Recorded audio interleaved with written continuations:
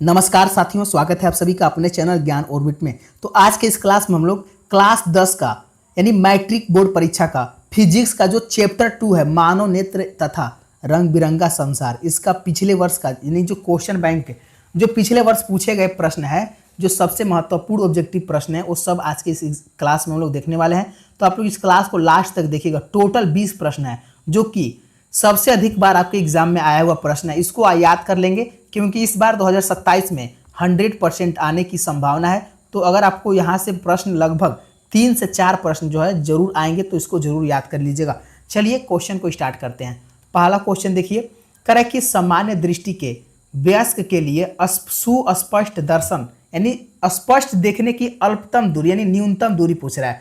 तो एक सामान्य व्यक्ति के लिए स्पष्ट देखने की जो न्यूनतम दूरी होती है ना, वो 25 सेंटीमीटर होता है। और यह जो क्वेश्चन है कितने कब आया हुआ है, देखिए 2012 में भी पूछा हुआ है, 2014, 2019, 2021, 2024 तक आया हुआ है। अब 2027 में यह क्वेश्चन आएगा, तो इसको याद कर लेंगे। तो 25 सेंटीमीटर हो जाएगा, ध्यान रखेंगे। न्यूनतम पूछा है, अधिकतम नहीं पूछा है, यहाँ पर ध्यान देंगे। चलिए दूसरा क्वेश्चन है, करें कि मानव नेत्र जिस भाग पर किसी वस्तु का प्रतिबिंब बनाता है वह क्या होता है। ये भी देखिए 2014, 21, 23 में आया हुआ है। ये भी बाबू जितने भी क्वेश्चन कराएंगे ना आज, सब 2027 के लिए 100% इंपॉर्टेंट है। तो प्रतिबिंब किस भाग पर बनता है, तो दृष्टि पटल यानी रेटिना पर बनता है। आपको याद कर लेना है, ऑप्शन डी सही हो जाएगा। अगला क्वेश्चन है तीसरा प्रश्न, कि निकट दृष्टि दोष के निवारण के लिए किस लेंस का उपयोग किया जाता है। देखिए निकट दृष्टि दोष में ना, निकट की वस्तु दिखाई देती है लेकिन दूर की वस्तु नहीं दिखाई देती। तो दूर की वस्तु देखने के लिए हम लोग अवतल लेंस का प्रयोग करते हैं। किसका करते हैं, अवतल लेंस का प्रयोग करते हैं, क्योंकि अवतल लेंस में बड़ा दिखाई देता है। इसको आपको याद कर लेना है। ये भी देखिए 2022, 2020 में, 2025 में आया हुआ है। अगला क्वेश्चन है चौथा प्रश्न, कि दूर दृष्टि दोष वाली आंखें साफ साफ देख सकती है। तो देखिए दूर दृष्टि दोष में ना, दूर की वस्तु जो है अच्छे से दिखाई देगी, जबकि निकट की वस्तु नहीं दिखाई देगी।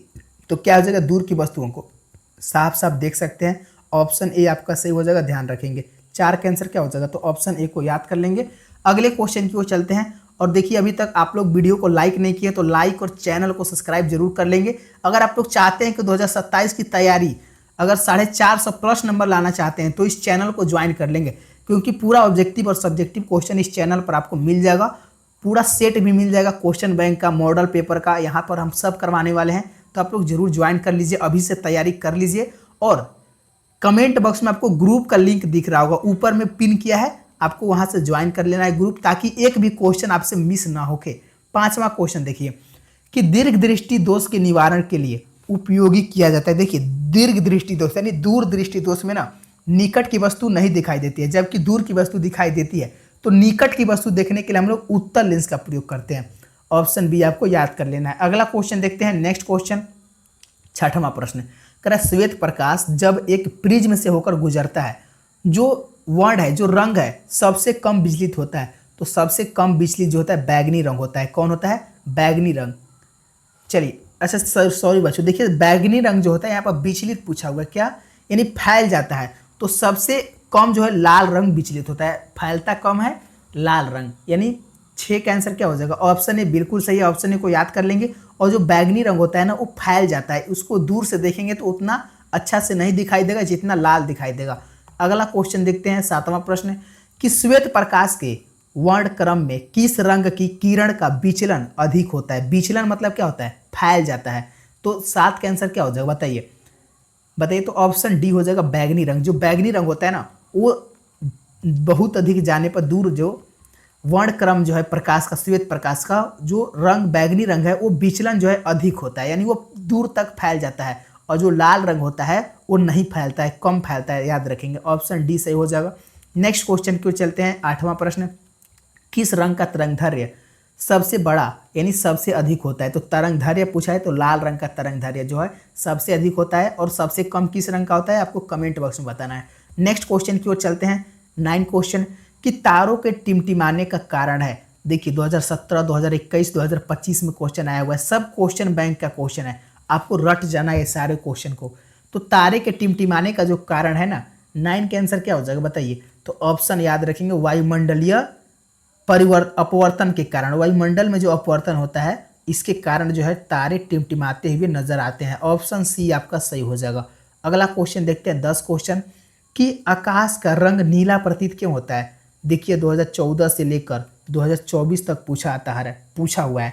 तो आकाश का रंग नीला प्रतीत क्यों होता है बताइए। तो कह रहे प्रकाश के परावर्तन के कारण, कि प्रकाश के प्रकीर्णन के कारण, कि प्रकाश के अपवर्तन के कारण। देखिए अगर नीला पूछा है ना तो आकाश जो है नीला क्यों दिखाई देता है, तो प्रकाश के प्रकीर्णन के कारण, क्योंकि जो प्रकाश में बैगनी रंग जो होता है, जो नीला रंग होता है ना, उसका जो प्रकीर्णन होता है वो सबसे अधिक होता है, इसीलिए नीला दिखाई देता है। अगर लाल रंग का प्रकीर्णन ज्यादा होता तो आकाश कैसा दिखाई देता, लाल दिखाई देता है। इसलिए आपको याद कर लेंगे, प्रकाश के प्रकीर्णन के कारण जो है आकाश का रंग नीला दिखाई देता है। चलिए अगला क्वेश्चन देखते हैं 11 क्वेश्चन। कह रहा है कि किसी अंतरिक्ष यात्री को आकाश कैसा प्रतीत होता है। तो किसी भी अंतरिक्ष यात्री को आकाश जो है ना काला दिखाई देता है। कैसा दिखाई देता है, 21 का आंसर लगाइए, ऑप्शन सी हो जाएगा, काला दिखाई देता है। जबकि रात में भी जो आकाश है कैसा दिखाई देता है, काला दिखाई देता है। क्यों, क्योंकि उस समय प्रकाश नहीं होता है, यानी जो नीला रंग होता है ना वो नहीं रहता है, प्रकाश जो है नहीं रहता है, इसलिए जो नीला रंग का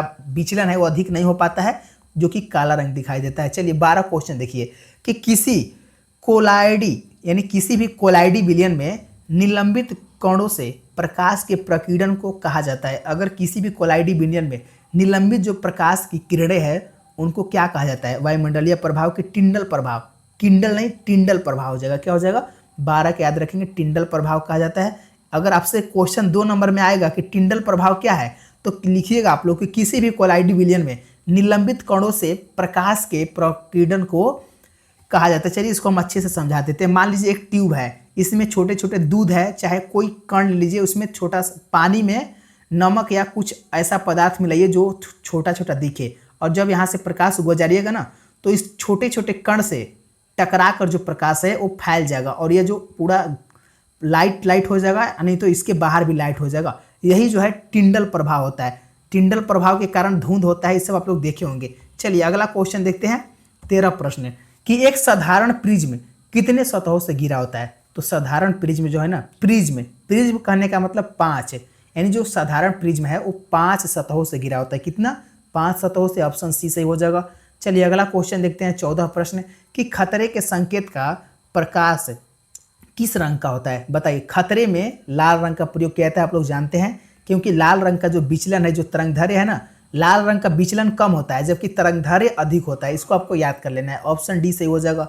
नेक्स्ट क्वेश्चन देखते हैं 15 प्रश्न कि एक स्वस्थ आंख के लिए दूर बिंदु होता है, यानी अधिकतम दूरी। एक स्वस्थ मनुष्य कितने अधिक दूरी तक देख सकता है, इसका कोई सीमा फिक्स नहीं है, इसीलिए हम लोग अनंत कहते हैं। वो अनंत दूरी तक देख सकता है, ऑप्शन डी आपका सही हो जाएगा, ध्यान रखेंगे। अगर न्यूनतम पूछेगा तो 25 सेंटीमीटर हो जाएगा, जबकि दूर का जो है सीमा निर्धारित नहीं किया जा सकता है, कोई कम भी देख सकता है, कोई ज़्यादा भी देख सकता है। चलिए क्वेश्चन नंबर 16 देखिए कि अभिनेत्र लेंस की फोकस दूरी में परिवर्तन किया जाता है। जो अभिनेत्र लेंस की जो फोकस दूरी है इसमें परिवर्तन किया जाता है किसके द्वारा, तो 16 के आंसर याद रखेंगे, पश्चमाभी पेशियां द्वारा, यानी सिलियरी पेशिया या पश्चमाभी पेशिया एक ही को कहते हैं, तो ऑप्शन सी याद कर लेंगे।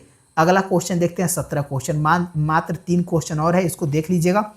करें कि पुतली के साइज को कौन नियंत्रित करता है। पुतली के साइज को 17 के याद रखेंगे, परितारिका यानी आइरिस जो होता है ना, पुतली के साइज को नियंत्रित करता है, ऑप्शन बी आपको याद कर लेना है। अगला क्वेश्चन है 18 क्वेश्चन कि जरा दूरदृष्टिता के निवारण के लिए किस लेंस का उपयोग किया जाता है। तो जरा दूरदृष्टिता के लिए निवारण के लिए बाईफोकल लेंस का प्रयोग करते हैं, ऑप्शन सी सही हो जाएगा। चलिए 19 क्वेश्चन देखिए कि वास्तविक सूर्योदय और आभासी सूर्योदय के बीच लगभग कितने समय का अंतर होता है, लगभग 2 मिनट। कितना, लगभग 2 मिनट, यानी जब सूर्य, मान लीजिए जहां अंतरिक्ष में सूर्य उग गया है, जबकि हमको दिखाई कब देगा, 2 मिनट बाद दिखाई देता है, इसको याद कर लेंगे, ऑप्शन बी आपका सही हो जाएगा। नेक्स्ट क्वेश्चन है 20 क्वेश्चन जो कि लास्ट क्वेश्चन है कि नेत्र गोलक का व्यास लगभग होता है। तो नेत्र गोलक का जो व्यास होता है ना, लगभग 2.3 सेंटीमीटर होता है। किस ऑप्शन में है, तो ऑप्शन ए है, जो कि बिल्कुल सही हो जाएगा। देखिए हम लोग ऐसे ही हर एक चैप्टर का क्वेश्चन बैंक का चैप्टर वाइज ऑब्जेक्टिव देखने वाले हैं, तो चैनल को सब्सक्राइब करके जुड़ जाइए, और अभी तक लाइक नहीं किया लाइक करेंगे, और इस वीडियो को सेव जरूर कर लेंगे, क्योंकि आप लोग जब एग्जाम देने जाएगा तो इस वीडियो को जरूर देखिएगा, क्योंकि ये सब इंपॉर्टेंट क्वेश्चन है, क्वेश्चन बैंक का प्रश्न है, और अपने दोस्तों तक शेयर करना मत भूलिएगा। तो मिलते हैं हम लोग जल्दी नेक्स्ट क्लास में। धन्यवाद दोस्तों, जय हिंद दोस्तों।